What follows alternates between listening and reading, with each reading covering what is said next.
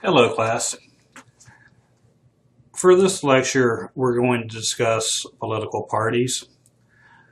Before we actually get into the slideshow, I want to spend a couple of minutes discussing political parties. And first off, we need a definition. A political party is simply a broad-based coalition of interest whose primary purpose is to win elections. So what I mean by this is we have a group of people who share the same interest. They form a party. They want their party to win elections. They want to get their people elected because they want to control government. That is the goal of a political party, is to control government.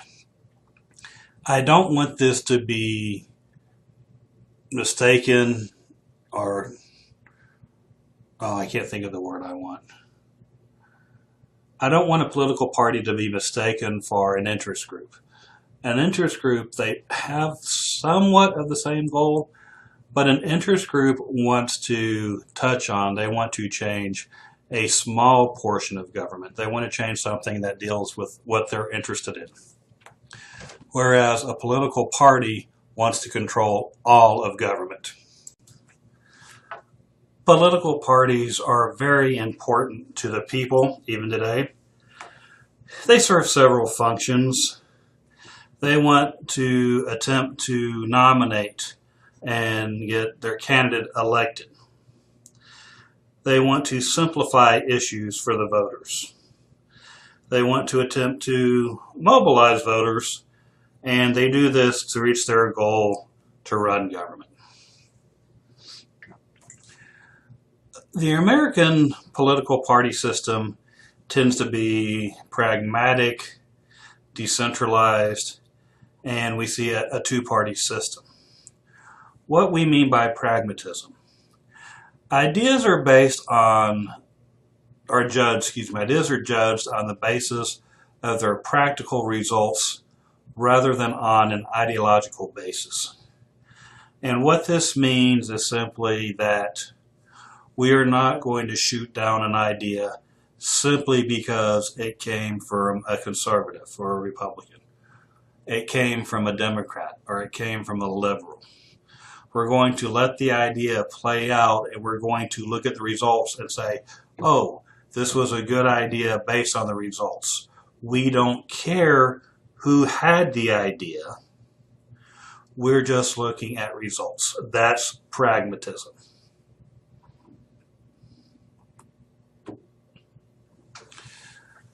Decentralization. And this is simply American parties reflect the federal system and the decentralization of power between the various levels. And all this means is that we have various levels of political parties. We have a political party at the national level. We have a political party at the state level, at the local level. This is going to be our city political party or possibly our county political party or district political party. Then the lowest level is we have a grassroots level or a precinct level. These are decentralized. They do not answer to one another. However, they do work with one another. If you look at this chart here, if you see the local parties, you see they send information, they send ideas, they send things up to the state parties. State parties can turn around and pass these things up to the national party. The national party can then perform a service or a service function for the state parties or for the local parties. The state parties would perform functions for the local parties. These functions could be something like financial support for somebody running for office, or it could be something as simple also as somebody coming to campaign for somebody running for a local office. If you're a Republican running in your district, maybe it would be having the Republican governor of your state coming to run, or coming to campaign for you. That would be a service provided by the state party. Maybe it would be a federal official, a federal Republican that the state has elected coming to campaign with you, coming to tell people why you should be elected. That would be a service function from the national party. And like I said, local parties can provide this too. Your local parties, these are our bridges to our higher up elected officials. If our local official comes and says, oh, this is a good guy, we need to support him. Well, guess what we're going to do? We're going to take their word because this is our local person. We see him, not on a daily basis, but we have a working relationship with them. So these are the functions. This is how the parties interact.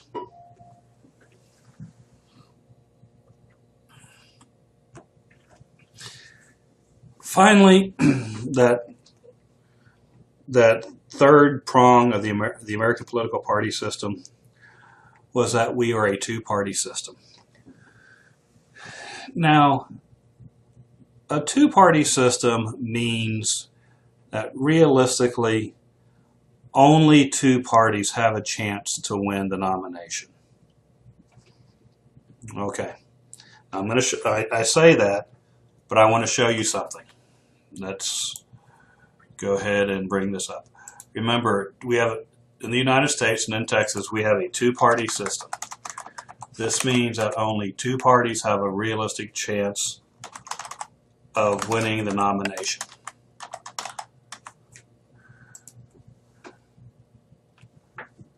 And I'm going to Wikipedia, and don't ever use this, but I'm going to use it anyway. Two-party systems. The two parties that we're talking about are going to be the Republican and the Democratic Party. But let's look at some of the other major political parties. We have the Libertarian Party. We have the Green Party. We have the Constitution Party. If we're looking at minor parties, and this is where we go nuts, we have America First Party, American Conservative Party, American Freedom Party, America's Party, Black Riders Liberation Party, Christian Liberty Party, Independent American Party, the Justice Party, the New Black Panther Party, Objectivist Party, Prohibition Party is still around, Socialist Action, Socialist Alternative, Transhumanist Party, the United States Marijuana Party, the U.S. Pacifist Party, the U.S. Pirate Party, Unity Party of America, Veterans Party of America, Workers' World Party. Okay, you're sitting here saying, Mr. Smith, what are you doing? You sit here and you just told us that that America is a two-party system, but you're showing us all of these other parties that exist. Exactly, and that's why I say America is a two-party system, and a two-party system means that only two parties have a realistic chance of winning the important elections. The Transhumanist Party, their goal is to combine or to extend the human lifespan by basically creating cyborgs. Are they going to win an election? The United States Pirate Party, don't get excited, it's not that much fun. Their complaint is about copyright protections. They don't think that as much material should have copyright protections as it does. Are they going to win? No, they're not going to win. So we're gonna have two parties win. It's either going to be Republican or Democrat. The reason this happens is because, if you recall, we elect our people from single-member districts, especially in the state legislature. This means that we have one person representing one district. Well, how do you win your district? What percent of the votes do you have to have? You have to get the majority votes. You have to get 50% plus one. Let me ask you a question. You know all those parties are out there. You know chances are really good they're not going to win. Are you going to vote for one of them? No, we're not going to vote. We're going to feel that voting for a third party is a waste of a vote. We know there's no way that this individual is going to get 50% plus one of the vote. So while we may like him, we want to vote for the winning team. We want our vote to matter, so we're going to vote for somebody who has a realistic chance. And this is why third parties find it so difficult to gain momentum in American politics, because we do have these single-member districts. Historically, third parties will win some of the smaller, some of the lower ballots, or some of the lower races, but they won't win the big races.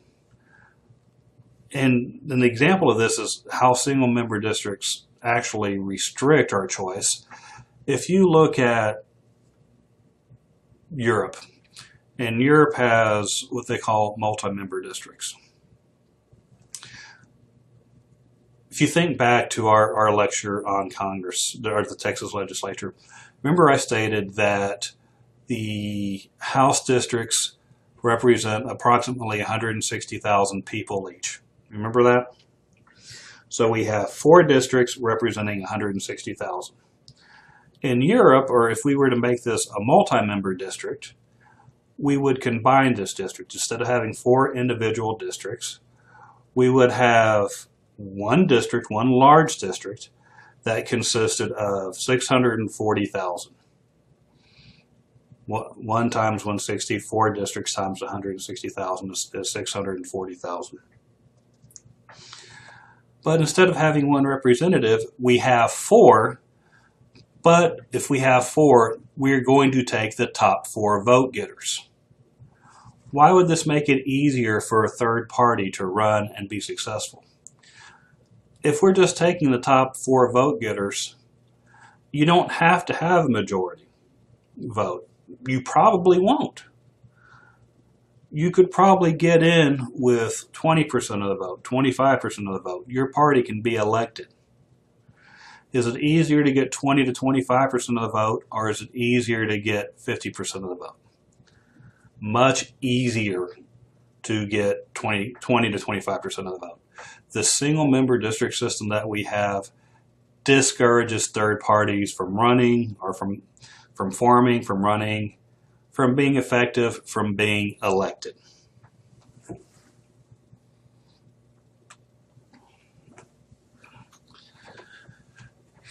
If you look at Texas history, for the majority of our time as a state, Texas was dominated by one party.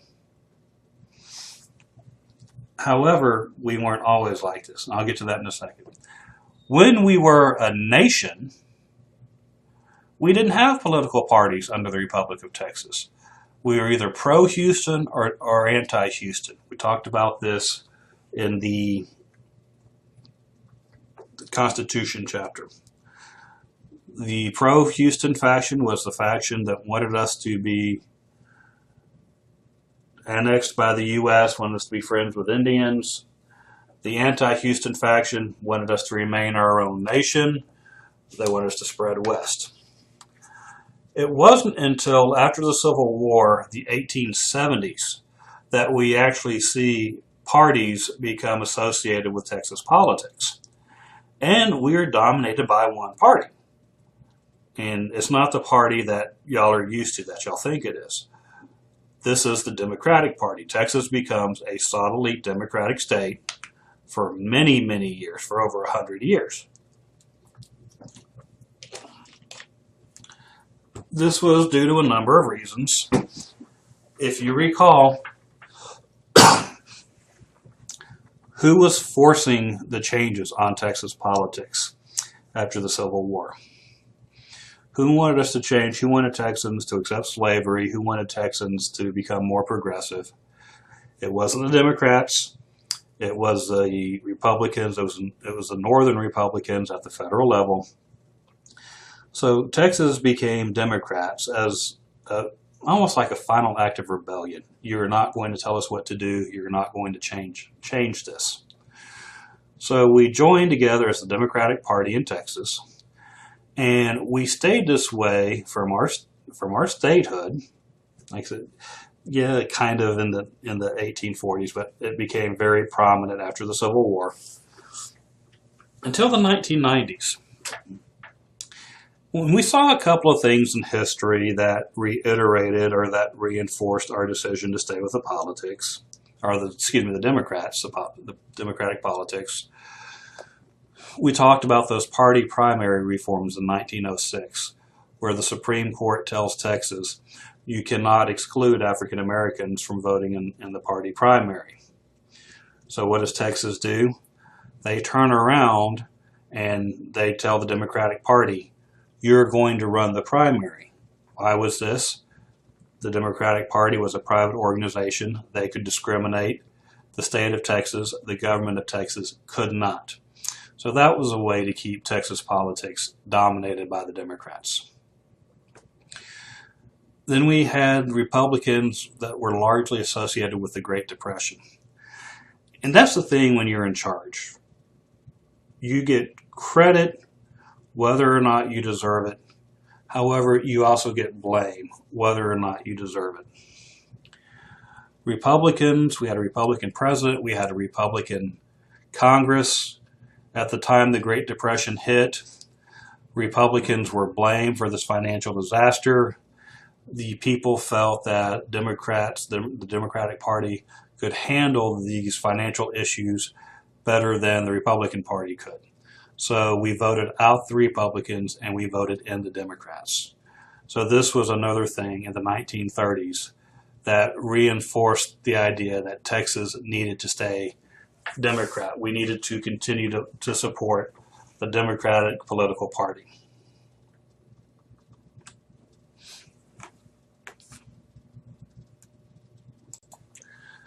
Now, when we're talking political parties, we're talking Democrat, we're talking Republican, and you may hear people interchange these ideologies for the party names. And this isn't true. Your ideology is your outlook on what government should do. It is your base belief on basically how much government should be involved. And these are different for each ideology. We're actually going to talk about 3 of them right now. The first ideology is conservative. Conservative is usually associated with the Republican Party.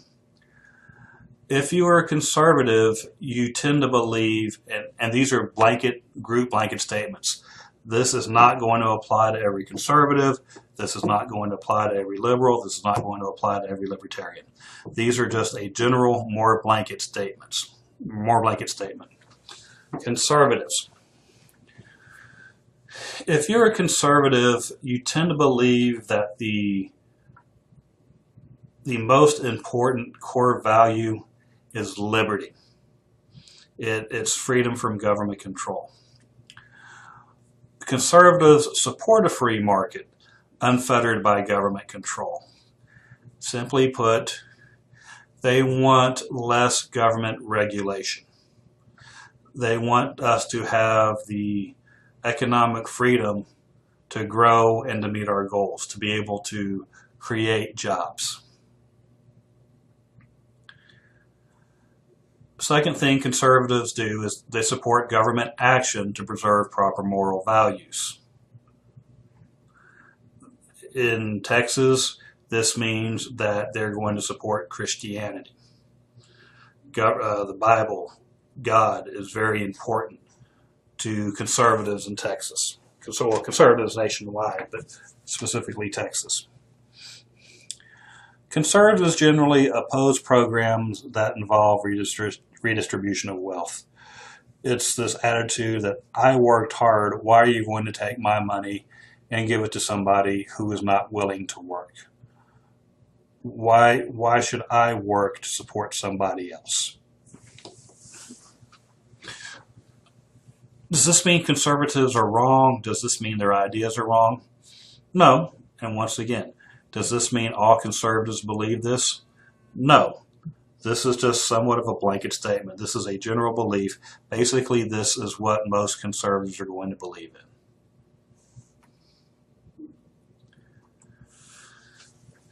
The next one, because this ideology is growing in popularity, this is libertarians.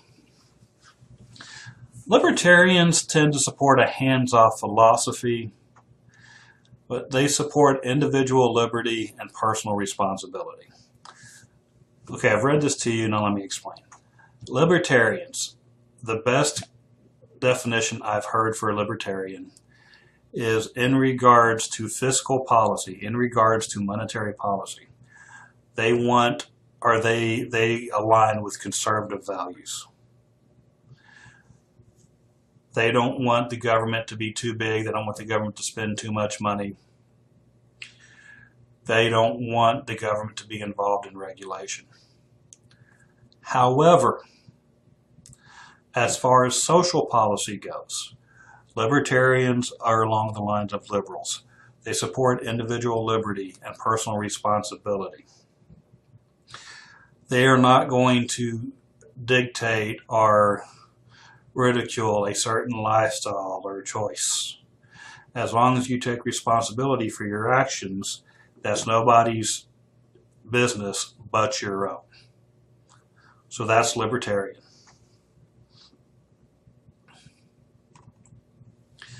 Finally, the third ideology, liberals, or liberalism, we associate liberalism with the Democratic Party.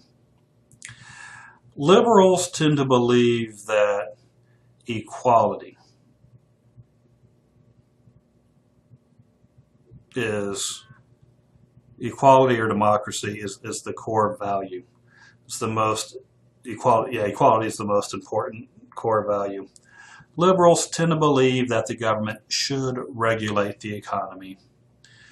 They should protect the disadvantaged. They should uphold and protect civil rights and civil liberties, and they should promote equality. Is one ideology better than the other?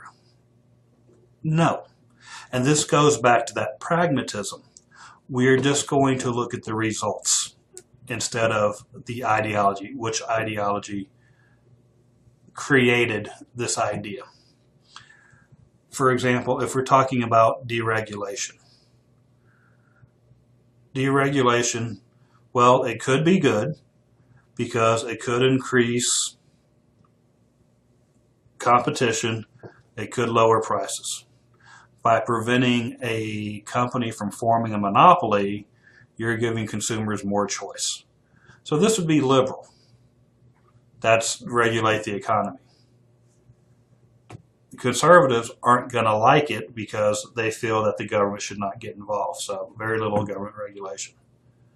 Is one right? Is one wrong? No. While the conservatives are correct that it is limiting the government, liberals are also correct in that it is providing more economic opportunities for more people. It is providing a better opportunity for us, the consumer. So pragmatism, what did it do? What was the goal of the deregulation? Did it work?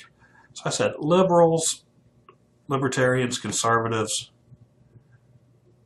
they're neither right nor wrong. Can you be both a conservative and a liberal? Can you have conservative views on one thing, liberal views on another? Yes, you can, because often the world is simply not that black and white. There are shades of gray. And we tend to have tendencies that cross both ideology lines.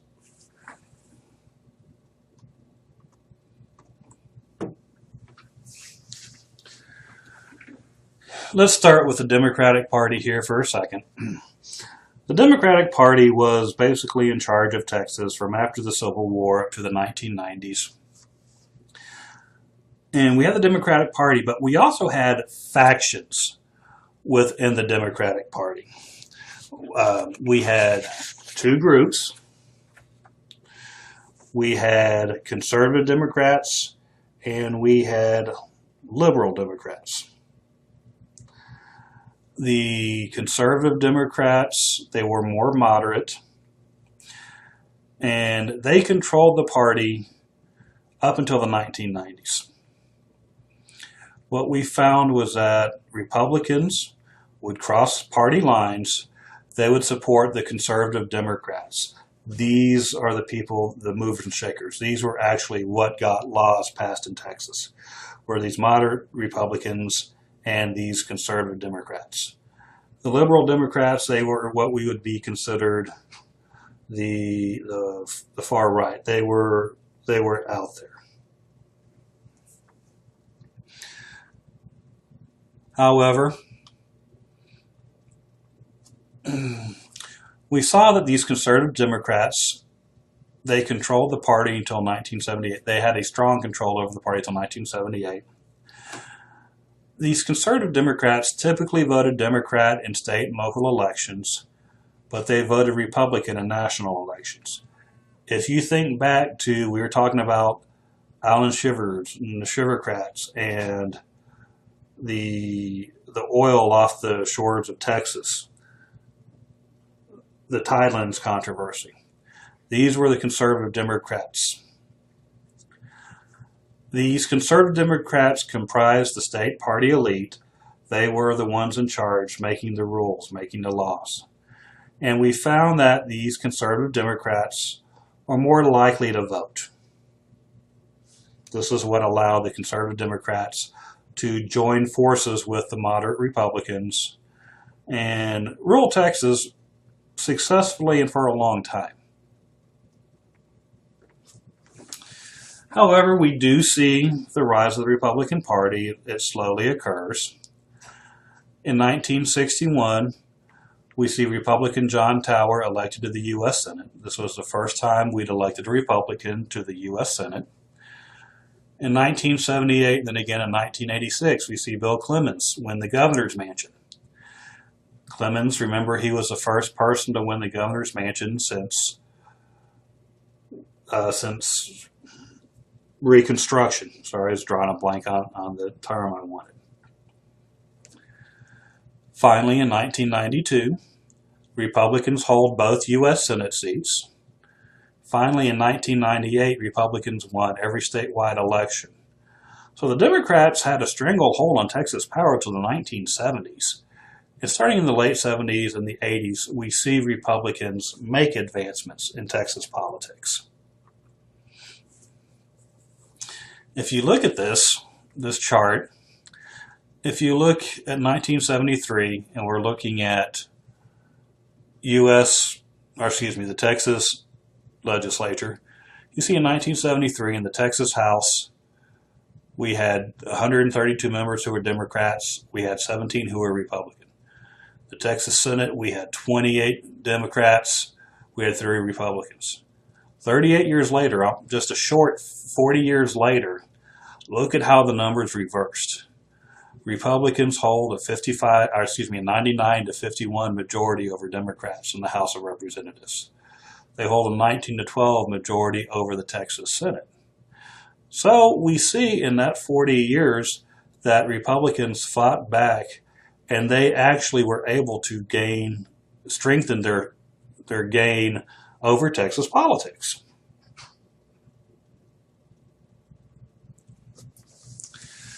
Now, I told you that factions existed within the Democratic Party. You had the conservative Democrats, you had the liberal Democrats.